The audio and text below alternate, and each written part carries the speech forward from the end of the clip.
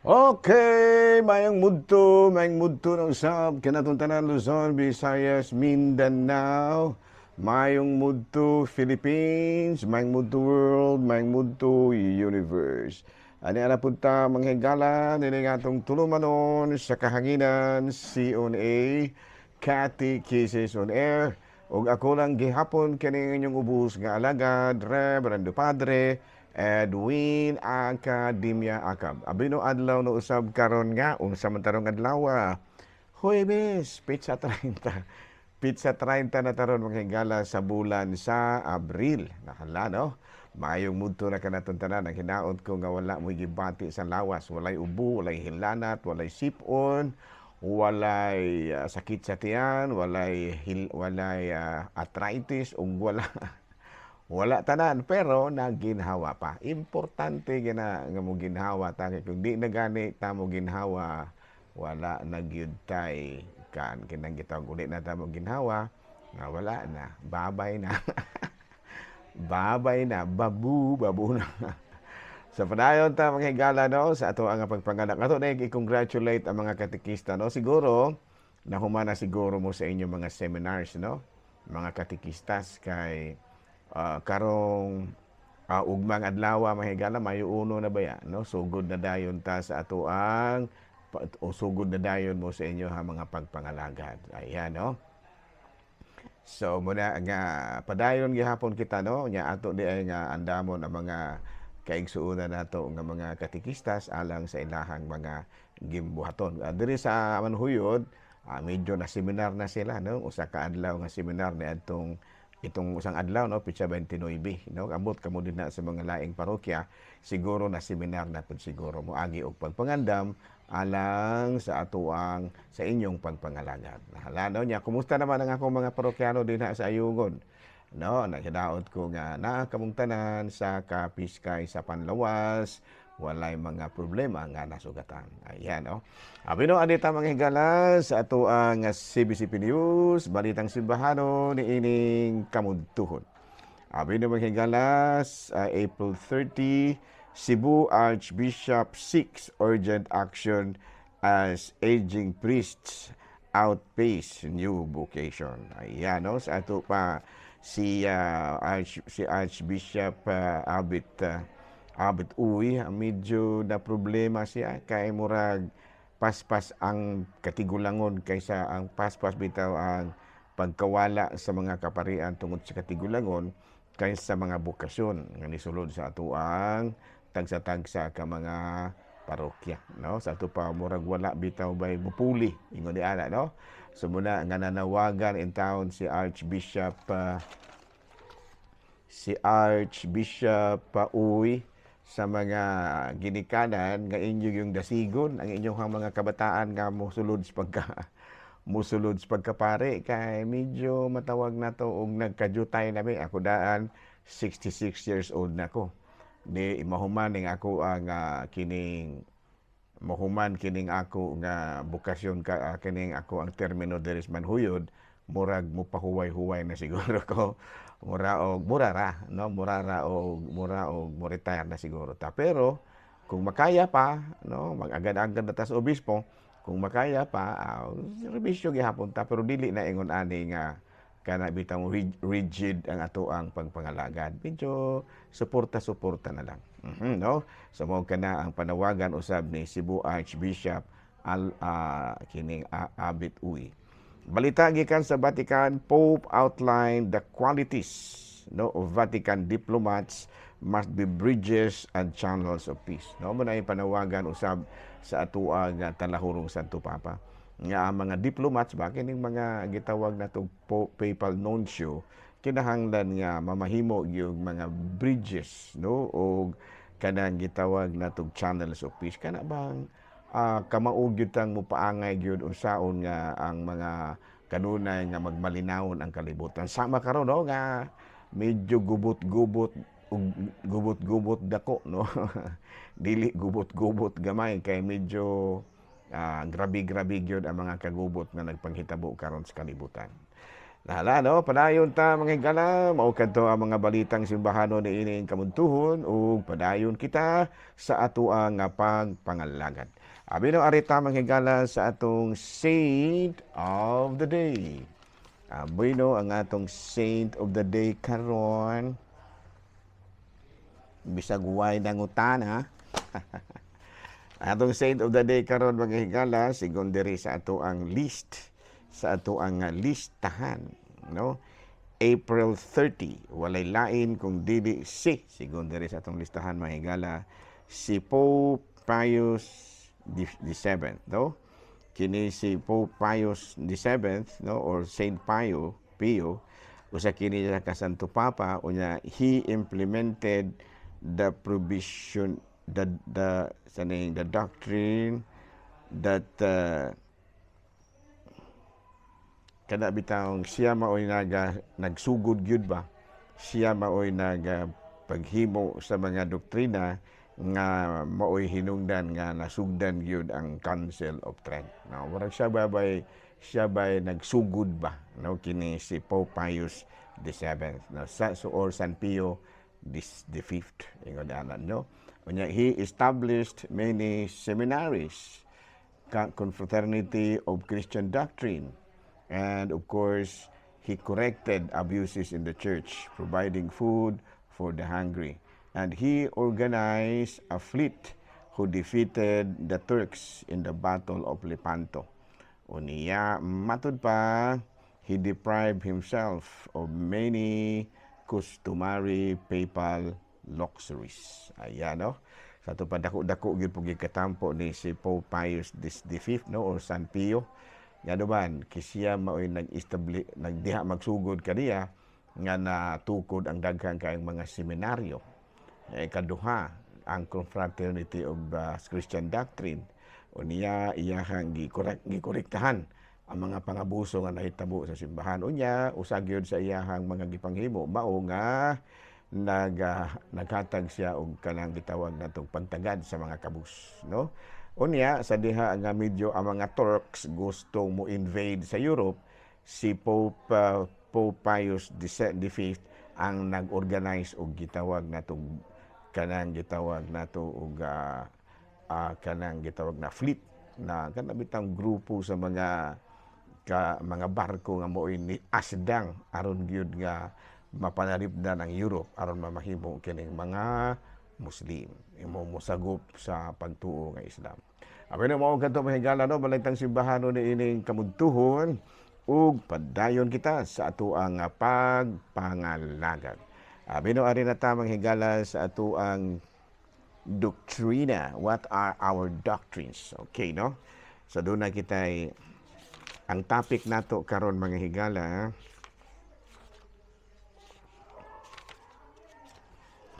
Sapa ha? Asa naman ako ito nabutang. Ito ang topic.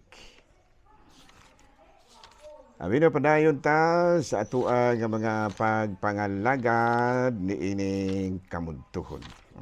No? Okay, ari kita sa ato ang may gala ha, kaya medyo nawanin ako. Nawani ang ato ang giandam nga topic. Okay. Nawains.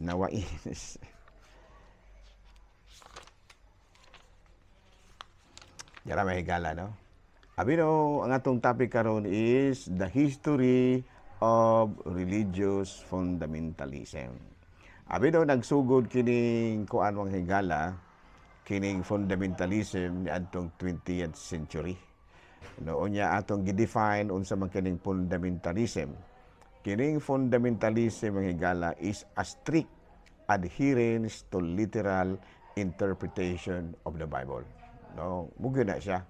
Mugyo na siya pinaka-sentro sa kining fundamentalism, religious fundamentalism. Muna nga gitawag sa ang ilahang mga gipanghimo og sola gratia. Sola kining skriptura, no?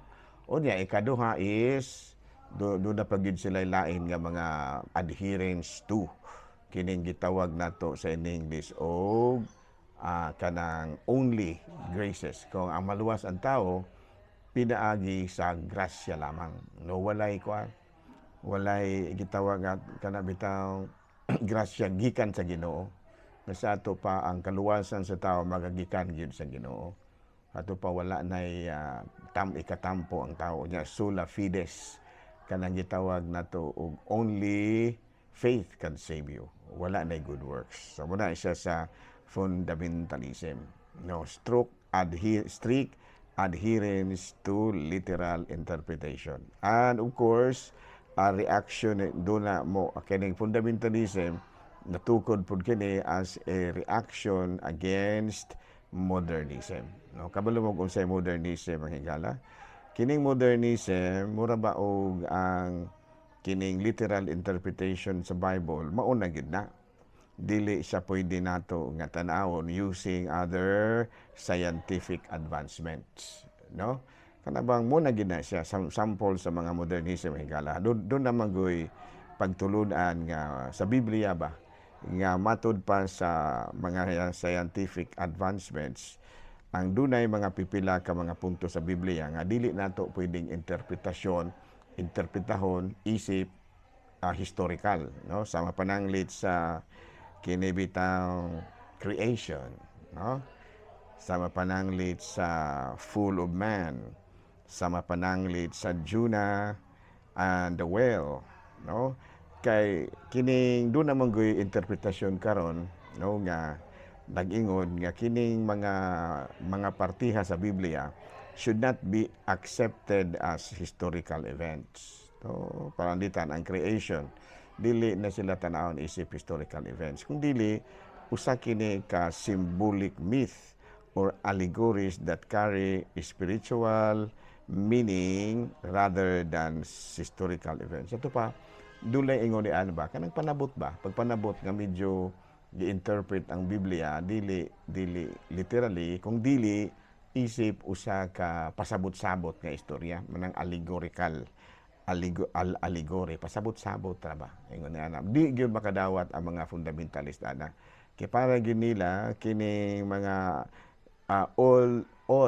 all accounts in the Bible can be based historically, can be proven historically, which is dili gyud na mao kung ato ginang istriktuhon pagtan-aw kay do naman gyud sa Biblia nga gitawag natong symbolic myth or allegories. No, muna kanang mga parable no, kanang based on the scientific advancements, pero it can be interpreted as having spiritual meaning that can help us understand the Bible. No, nabitawng mga symbolic myth nga mga allegory nga mo'y makatawan kanato sa pagpalalom sa atong pag-interpreta sa Biblia. Ingon niya no. So, padayon ta mga igala. So, padayon kita sa ato ang pagpangalagad. So, balik-balikan na ito na mga adlaw mga igala, ha? Ang atong topic ugma. Kaya nga naman di ay, kaya sa mga laing relihiyon, sola scriptura, sola fide, o sola gratia. Buti pasabot nga ang strict adherence to literal interpretation. Unya ang pagkaluwas sa tao, pinaagi gikan yun sa grasya sa Dios. Nga sa ato pa, wala na ikatampo ang tao alang ni ana o ikatulo nga ang pagtuo sa Dios mao ra makaluwas pod kanimo. Ana no sa ato nang balik-balikan og mga adlaw ha aron nga mas masabtan pod nato no. Okay? So bueno, ari kita padayon kita sa ato nga pagpangalagad niining kamuntuhon. Bueno, may higala no naa na ko diri karon sa Manhuyod, wala na ko sa Ayungod, no? Nga nangalagad na pud ko diri sa mismong akong lugar sa yuta diin ako nagtubo, no? Kay ako natawo man ko sa Mindanao mahigala dito sa Panabo, Davao, no? Pero karon nagpangidaron ko og mga 3 anyos na mauli si mama, si aning mama ug aning papa diri sa Negros, kay taga Negros man lagi sila, ug niabot ko diri sa kining Ayungon. Medyo Ayungon Manhuyod, medyo may buot na, makahinumdum na pero dili pa gyud nakahinomdom kayo. Mga 3 anyos siguro, mga 4 anyos pa. Hapit na hinuon ko atong grade 1. Ano, no? Abino, dinilang ko sa kita kutob. Ako lang gihapon kini inyong ubus nga alagad. Reverendo Padre Edwin Academia Acab. Abi no padayon ta mga higala. Okay, mayong buntag na usab, mayong mudto na usab kanatong tanan Luzon, Visayas, Mindanao. Mayong mudto Philippines, mayong mudto world, mayong mudto universe. Ani ara punta mga higala, nini atong tulumanon sa kahanginan CONA Catechesis on Air. O ako lang gihapon kini inyong ubos nga alagad, Reverendo Padre Edwin Academia Akap. Abino adlaw na usab karon nga Biyernes, tibuok kalibutan. No? Biyernes na usab karon mga higala, o padayon kita sa ato nga pagpangalagad. Biyernes, Mayo, kuan ron, pista ron sa kang mating mga higala. No? Nakahinumdum ko primero na ko itong fiesta sa kang mating, no? Nga diin nakapamista mi dito sa ilahang balay ni dito, no? Medyo pagani medyo nag-alangan si dito nga mo imbitar na ako kay namo kay lami man kayo sa giandam, kamulo kag usa giandam ni dito sa first time yung primero pa ko dihang tuig sa kining kining kang mating. Nagluto si dito og hilabihang-labihan nga kagang. No?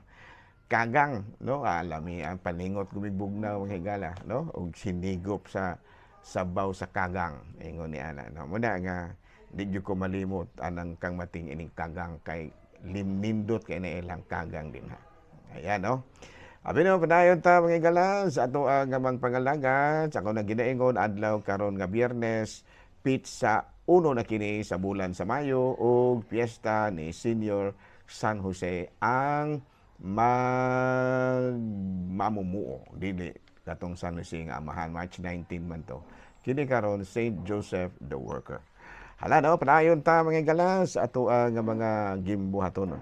Ato day nga timbayaon nga ako ang mga classmates no pila na kaadlaw ni nga wala nako sila matimbaya no. Si Padre Obing Masyon na nakaron din ha sa kini naakaron din na sa Dawin. And then si Padre, kinsa pang padre ha, si Father Tunton Arnaiz, no, nagpabilin diha sa may kanang Batinggil. Og si Padre, kinsa pa man, si Padre Dami Hiramis, kanang pabilin diha, naakaron din na sa parokya sa San Jose. Ayan, so kumusta dahil, no? Nagpili si Father Dudong, no? Sige, apil man ako na pwede si Father Dudong diri sa tuang kining Dudong Ruiz ba siya karon ang mipuli kanako isip usa ka kura paruko dinha sa may Ayongon. Kumusta na ka Parings? Ayan. Si Parings no padayon ang iyang pagpangalagad sa parokya ni San Isidro. Ano padayon ta mga galas ato ang mga buhatono ni ini kabuntuhon. Bino ari na ta mga higala sa atuang CBCP News, Balitang Simbahan ni ining kamuntuhon. Nuestra Señora de la Merced Parish in Candaba, Pampanga has received a historic spiritual affiliation with Barcelona's Basilica de la Nuestra Señora de la Merced. No? Sa ito pa, aduna sila spiritual kining connection no ang kining parokya sa Candaba, Pampanga ug ang parokya dito sa Barcelona, Spain. Balita mga higala gikan sa Vatican, Pope grants ecclesiastical communion to Chaldean Patriarch no si Beatitude Patriarch Pulis Nona.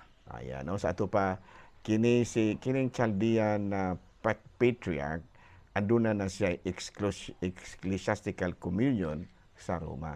Meaning acknowledge na siya dito. No kini si Beatitude Patriarch Pulis Nona. Hala no padayon ta mga galas ato ang mga pagpangalagad ni ining kamuntuhon. Biro ani na ta mga galas atong Saint of the Day. Of course, klaro na kaya mahigala no. O kinsay Saint of the Day nato karon. Ang atong Saint of the Day karon mao walay lain kung dili si. Si. May 1 ang ato karon nga santo mao si San Jose. Si San Jose. Abi no mga higala kining pagkahimong pista ni mga higala ni ining ni Saint Joseph. Nahimo mo guni siyang duha ka pista. Duha ka pista nga giselebra kini si Saint Joseph, no? Saint Joseph the Worker ug Saint Joseph the Father, no? Kini kung kuan man higala, kini manggong May 1, dunay lain nga selebrasyon ini ang mga komunista. Kini bang kini bitang mga pagtulunan sa communism, no? Kay kini naging communism ang higala, usa kini ka grupo pod, no? Grupo pod sa mga kini gitawag nato og grupo nga ang ilahang gitawag nato doktrina mao nga kinahanglan gyud ang mga mamumuo maoy tagaan og pagtagad, no? Tagaan og pagtagad ba muna gitawag nato og kanang tagaan gyud og maayo bitaw nga gitawag nato og katungod ang mga mamumuo. Gani gisaulog kanang mao nila nga gibuhaton kanang bitang pagpasidungog sa mga mamumuo kada Mayo 1. Muna nga si Pope Pius XII nakahukom nga butangan gyud og santo, no? Kanang mao nga kapistahan sa mga mamumuo. Unya ang napilian nga santo nga maoy mo mahimong patron sa mga mamumuo mao kini si Saint Joseph the Worker. Ang pagtulunan mao nga ang Dios pinaagi kang Kristo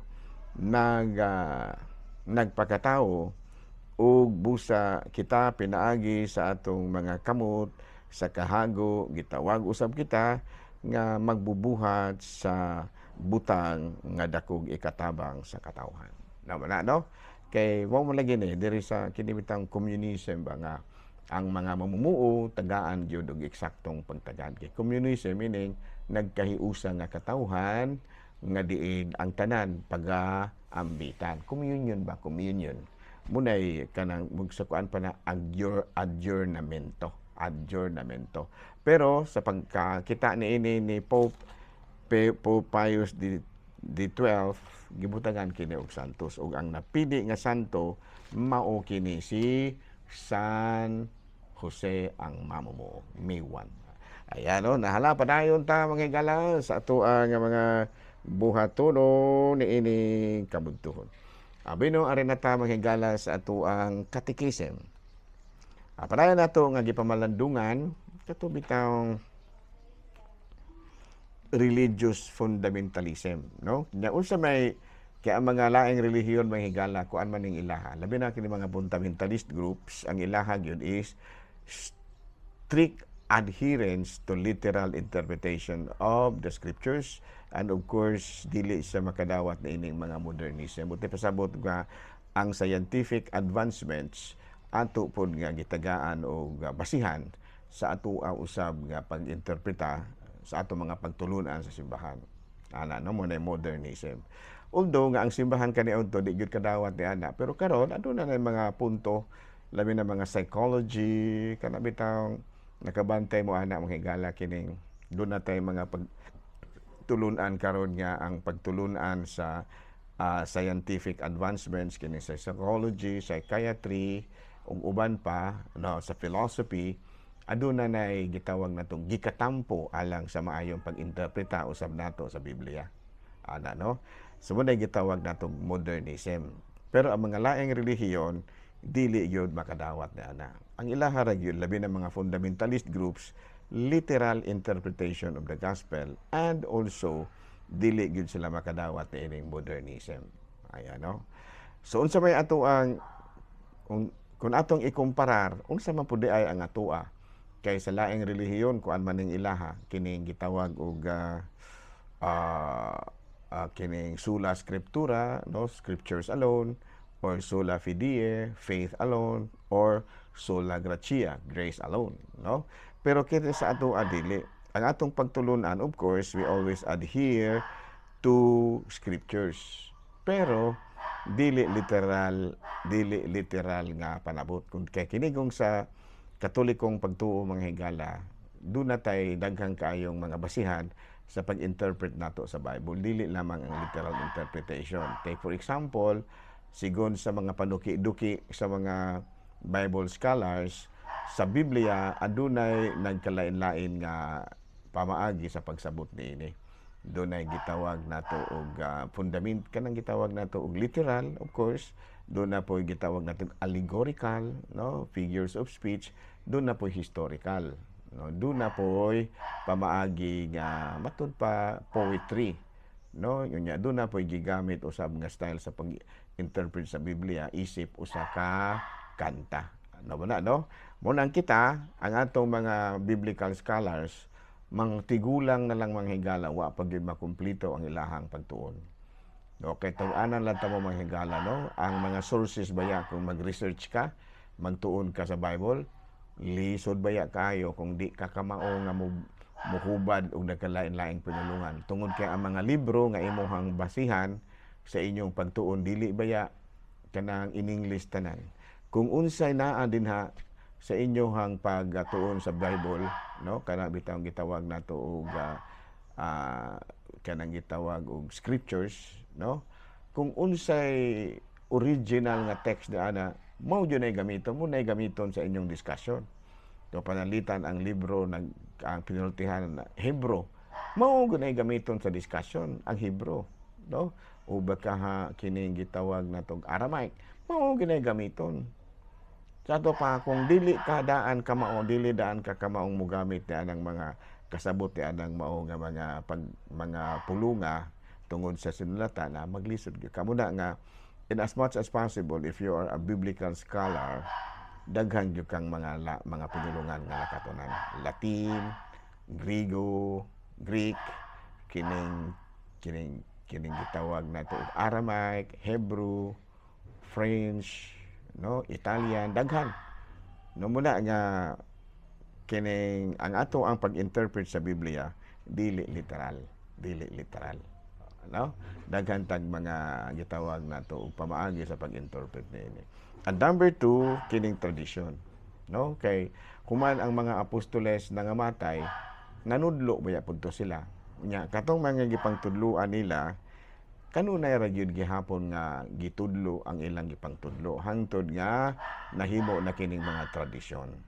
No, kay kun muna basahon nato sa ikaduhang sulat ni San Pablo ngadto sa taga Tesalonica, kapitulo 2 bersikulo 15, kini nagkanayon, stand firm to the tradition that we taught you either by word of mouth or by letter.